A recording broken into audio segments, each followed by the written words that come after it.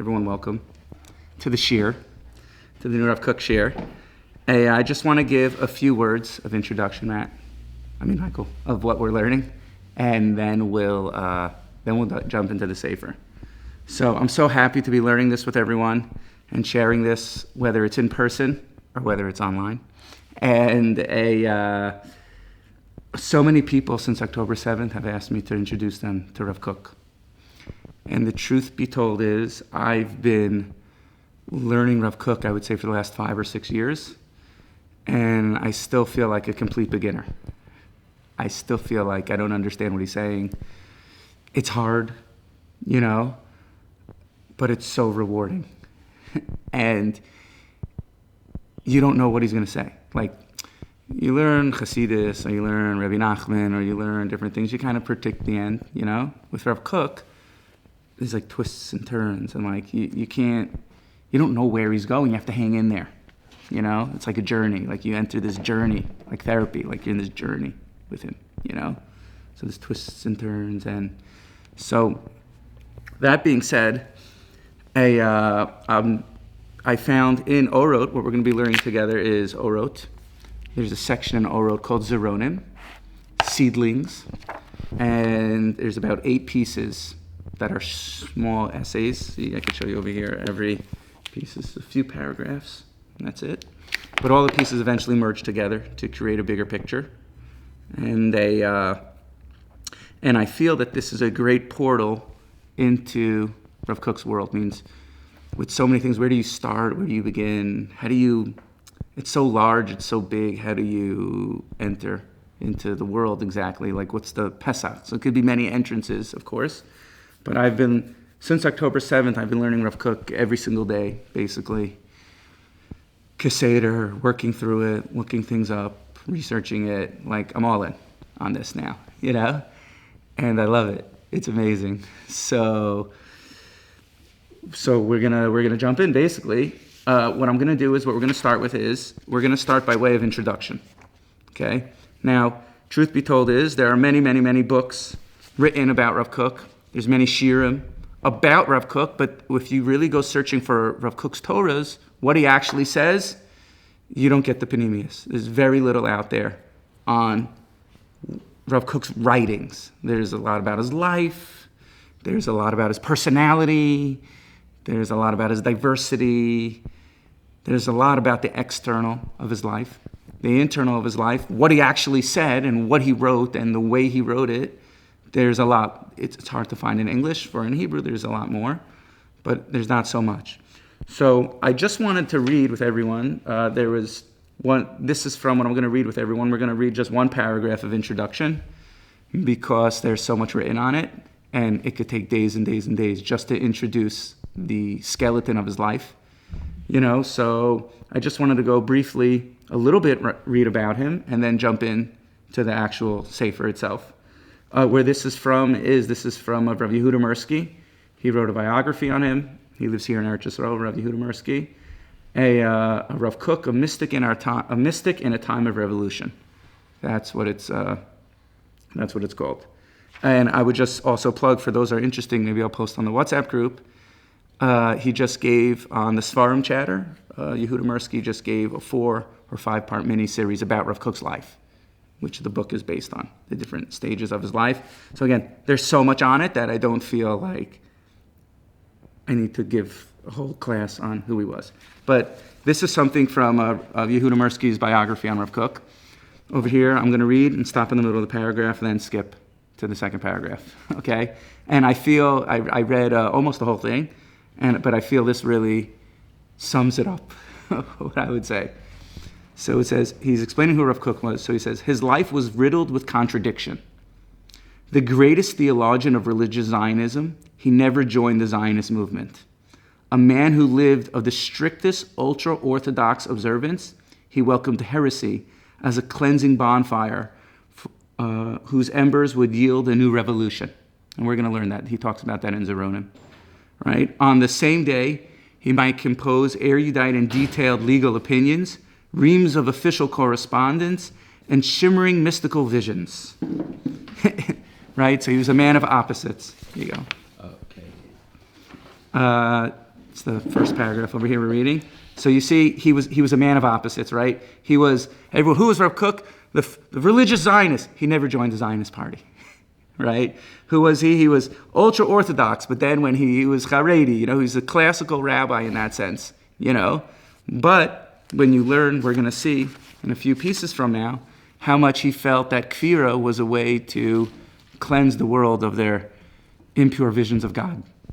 Right? Like Rabbi Nachman said, this is quoted from other people, for the God you believe in, I don't believe in. Right? Rav David Aaron, he goes, people are very surprised to hear when I say, I don't believe in God.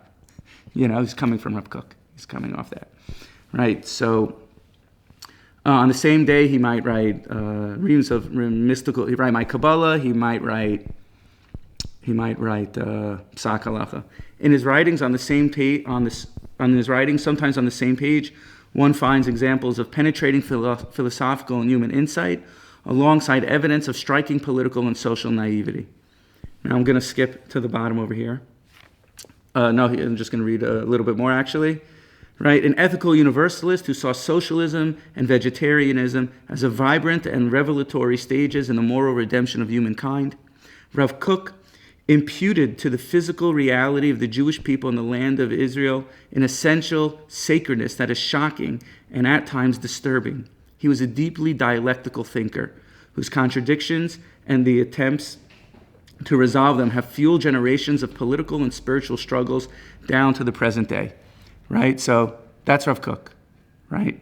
I think the door locked. I'm just going to open up the door.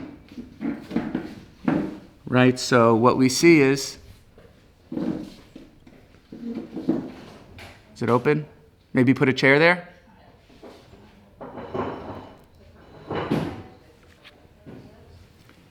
Sorry, just letting people in.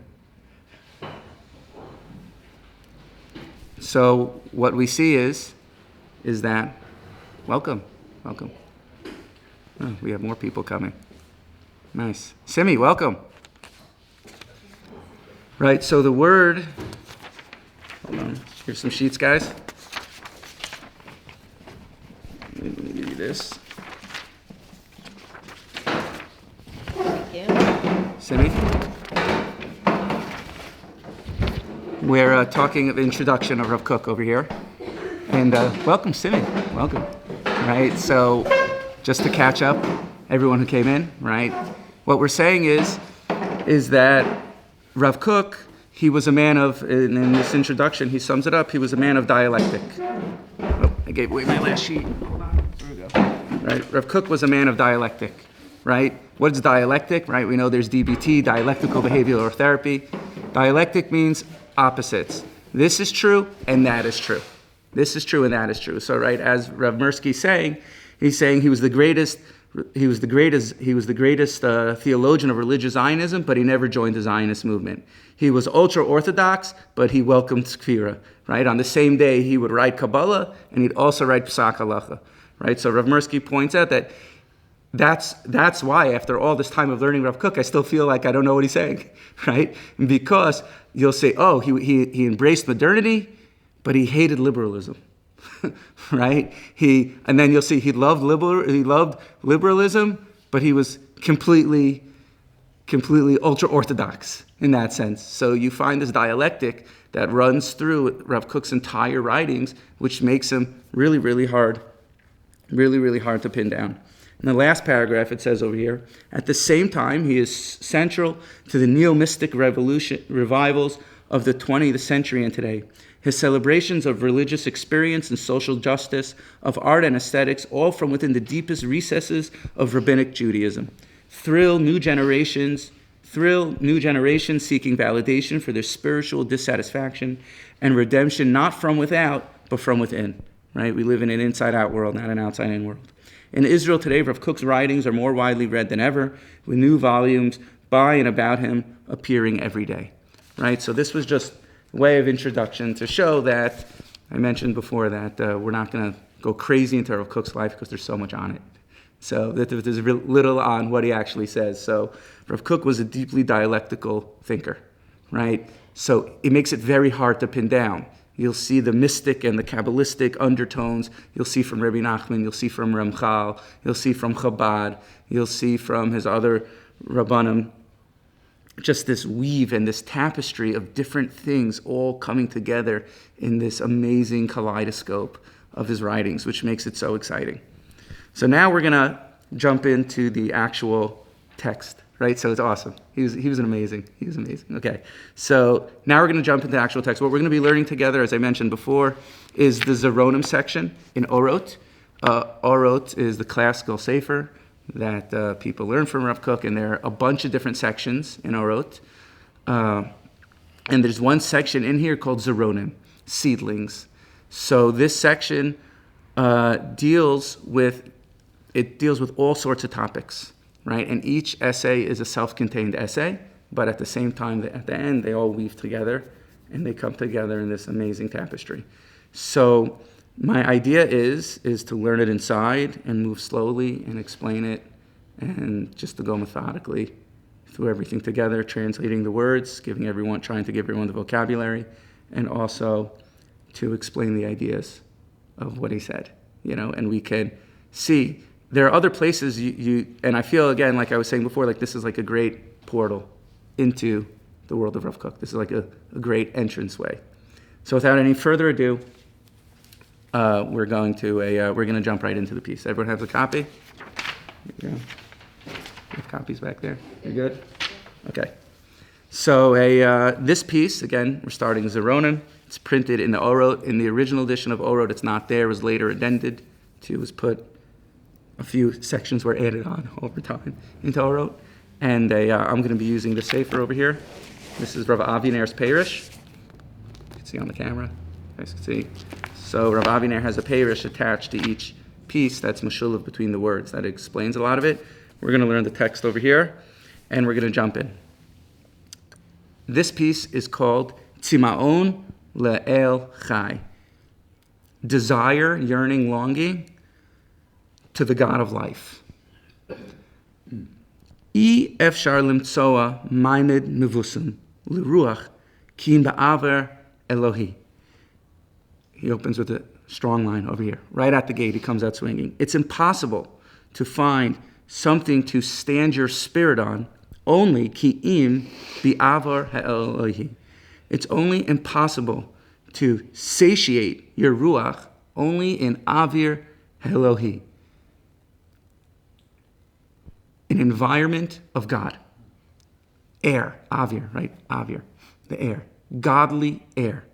The only thing that will satisfy the soul is the air of God, right? There's a medrash in Koheles that says, it gives a mashal. And the medrash says that there was a princess who married a city man. And it explains, no matter what this princess receives, it's nothing. Whatever this city man gives her is nothing, because she's a princess. She doesn't value it. Rav Kook is opening up the only thing. It's impossible. Our soul comes from the highest place, this avir eloki, this godly environment, this godly air, this rarefied air. And the only thing that could fill it up is God. It's impossible to fill up the satiation of the soul with anything else. And he's gonna go on and explain this. Just won't be satisfied, right? The princess will not be satisfied. It's just a fact. It's just how it is, right?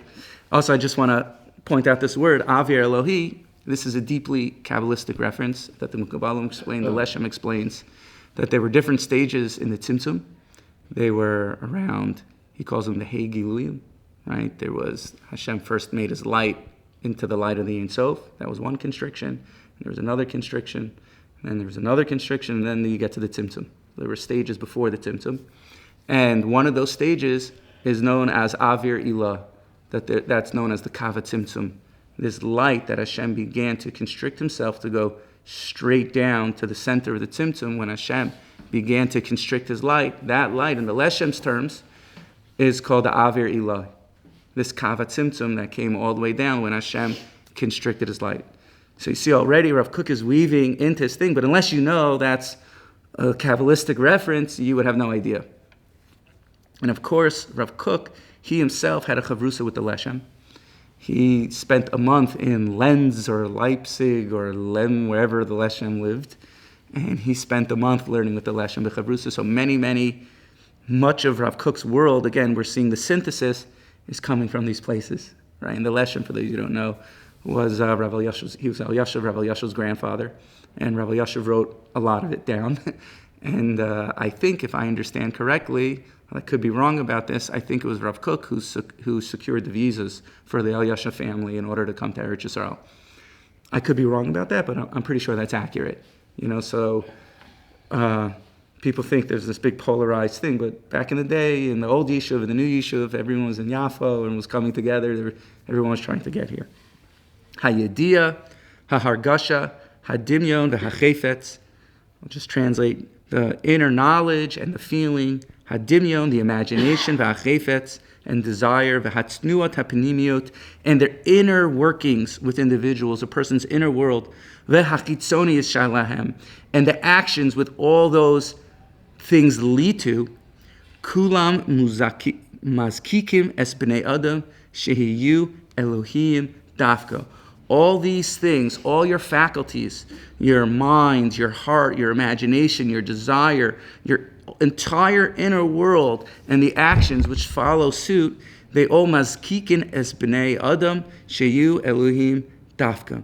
They are all, our faculties are pushing us, mankind, to be like God. Our entire inner world is moving towards the direction of God. Right? And this is again, right? Our problem is not that we have too little light. Our problem is we have too much light. We have too much? Too much light. Right? Rabbi Nachman explains in Likutei Moharan, we were mentioning the Tzimtzum before, that there was this amazing light, and how can you have the light and the world, how can you have Hashem's Or and the world exist in the same time? So he constricted that light. Welcome, Maishi. Welcome. Maishi, we have a sheet for you. Right? So Hashem constricted his light in order to make the world. It's the same thing on a person. Right? That what happens is that our neshama comes from the Ein Sof. Our neshama comes from unlimited light. And that light gets put in, we have that light. And we have so much light, we have so much tzimaon, we have so much desire, we have so much yearning, we don't know what to do. So system malfunction, we crash, right? We don't know what to do, and then we feel disappointed, we feel disgruntled, we feel resentment, we feel, why isn't this going the way I wanted to go? Why isn't this one going? It's not because we have too little light, it's because all our faculties are pushing us to come close to Hashem. Right, and we're going to see what Rav Kook is setting up. He's setting us up for a very deep question over here.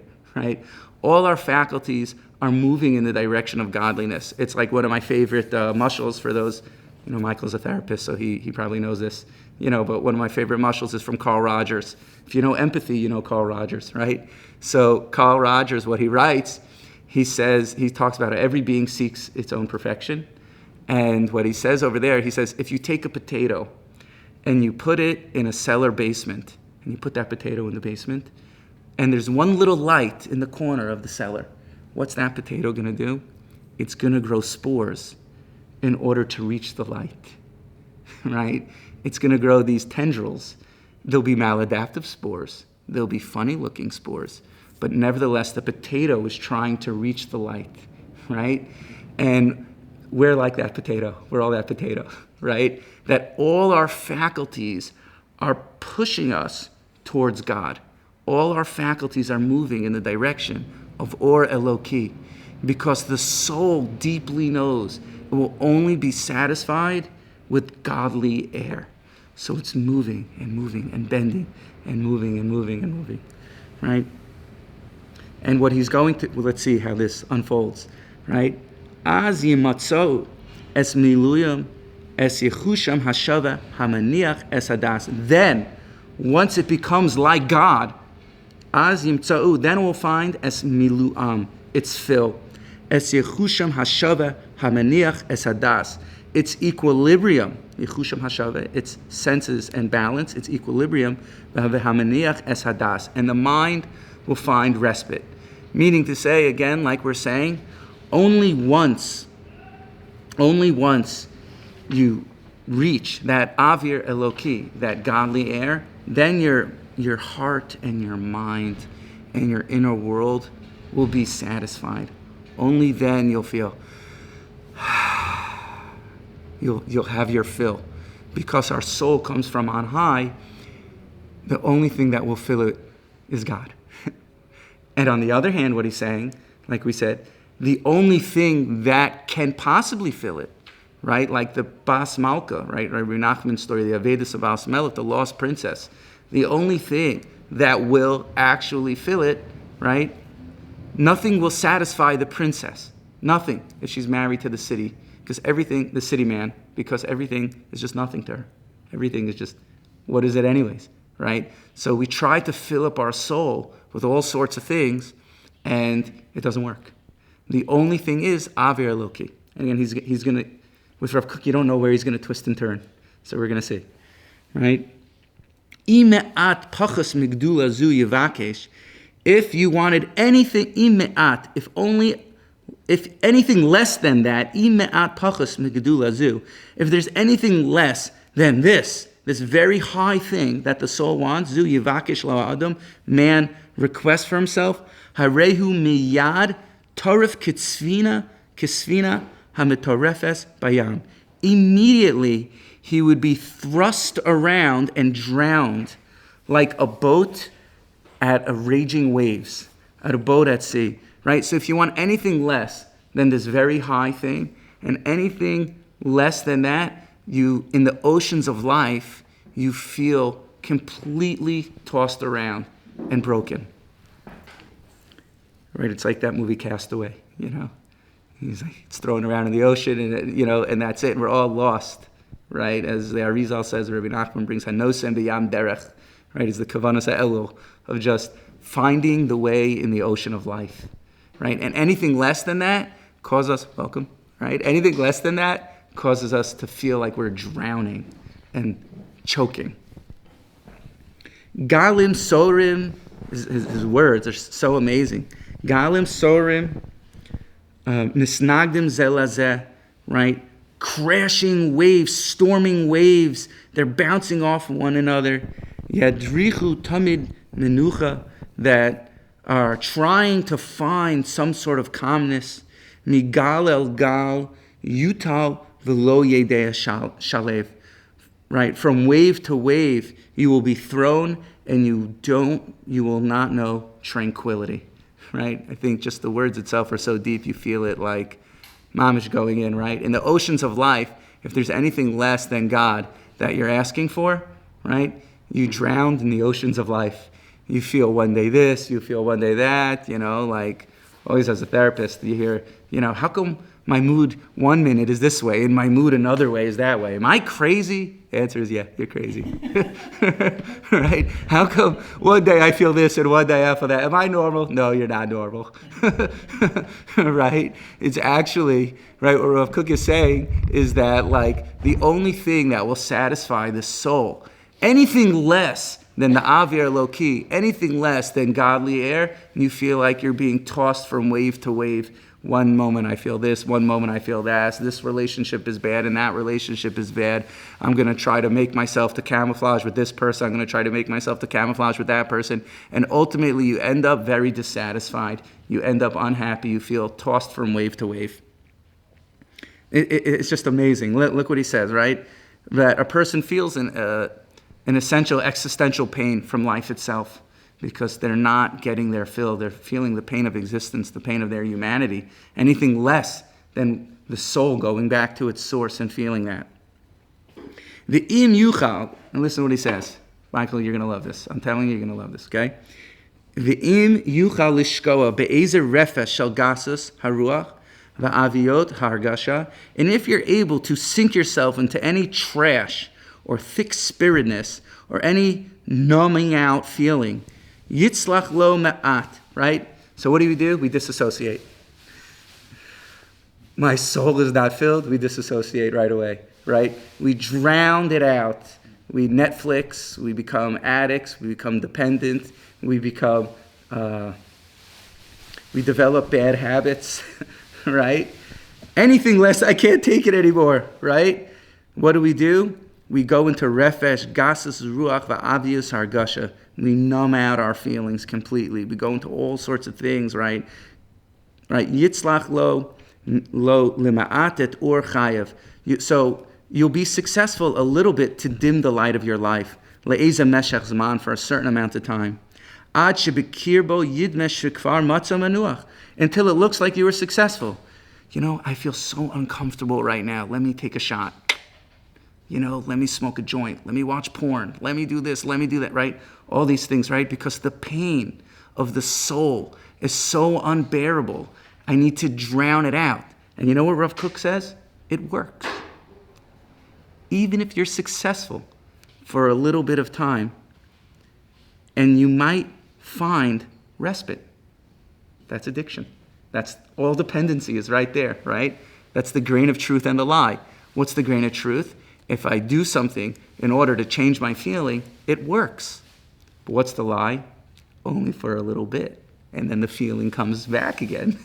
Now you have to have more, right? And that's exactly what he's saying, right? The dependencies and the addictions and the dysfunction is all coming from the lack of satisfaction of the soul, right? And anyone, Mike, I know you're involved in the world of addiction, right? Anything, it's a spiritual malady, right? It's a spiritual malady that needs a spiritual answer. And if you look at addiction as just not necessarily binary, but on a spectrum, all of us using the outside world to some degree in order to medicate our feelings, whether that's coming back after a long day and just scrolling on Instagram or on YouTube or endlessly looking at the internet, at camera technology, guilty as charged, right? And looking at all sorts of things, right? Just numbing out because the soul can't take the existential pain that it feels from not connecting to its actual source. Avalo yarichu hayamim. So even if it works, you're able to numb out, you're able to make that quiet, the inner pain and the discomfort that you're feeling. And he says, it will look like you're successful, right? Until it looks, finally, I threw myself into work all day.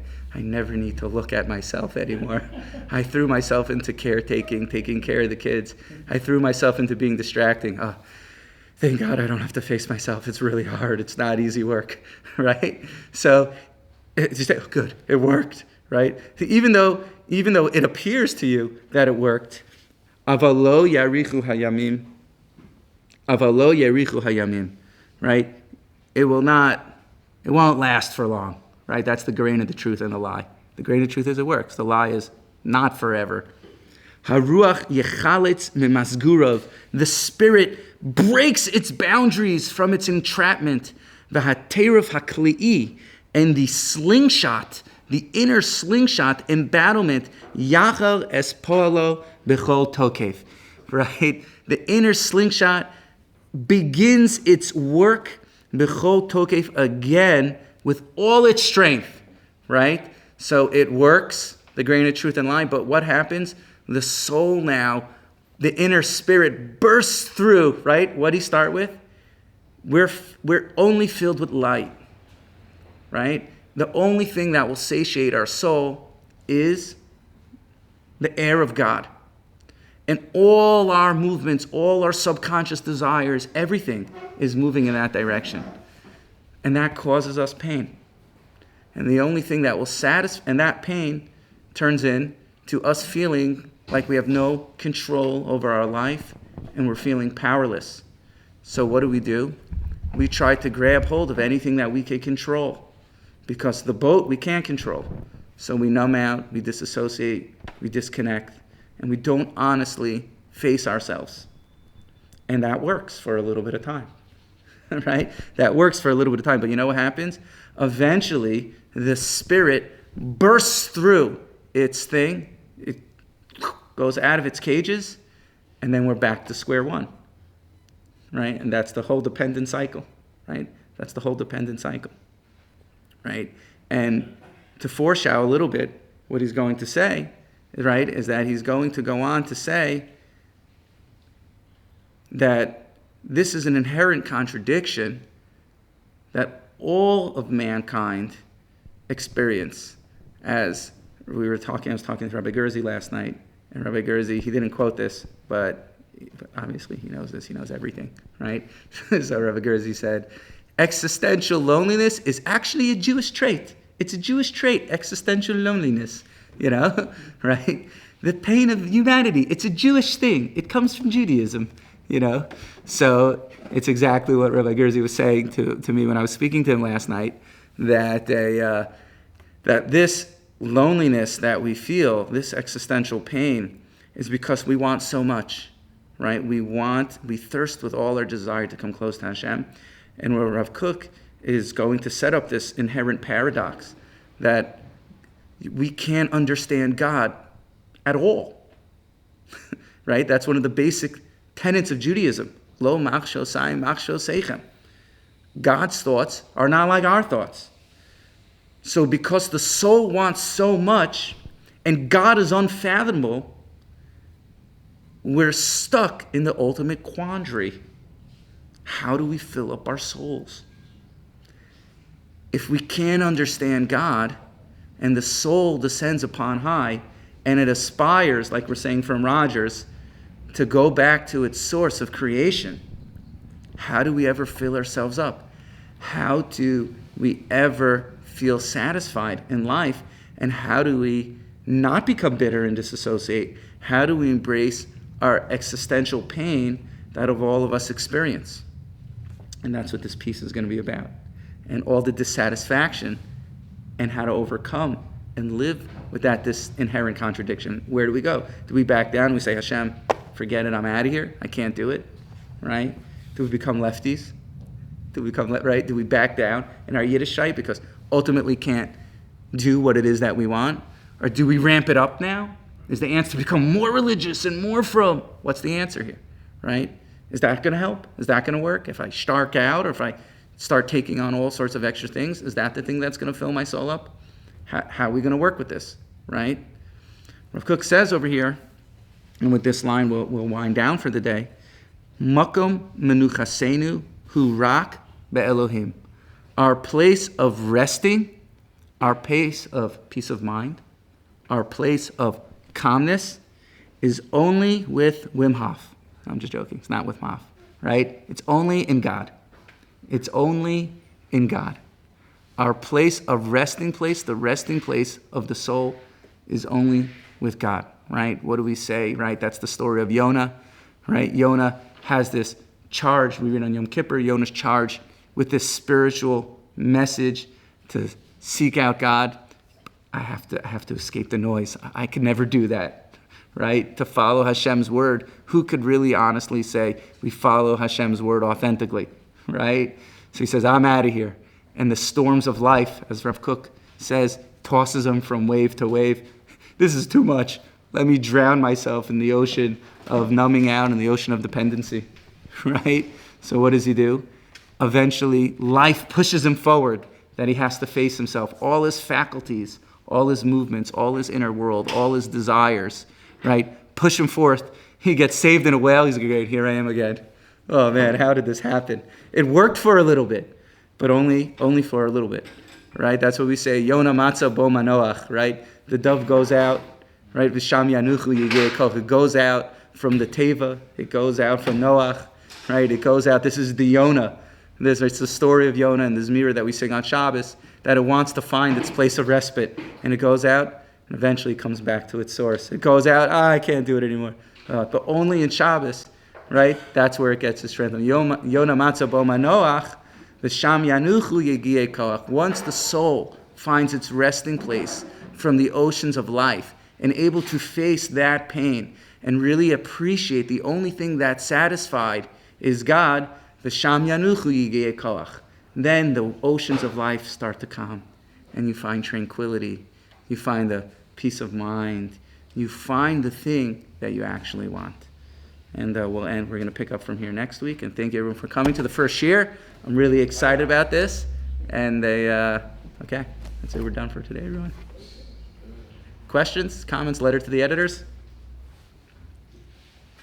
Thoughts? Okay, that's it.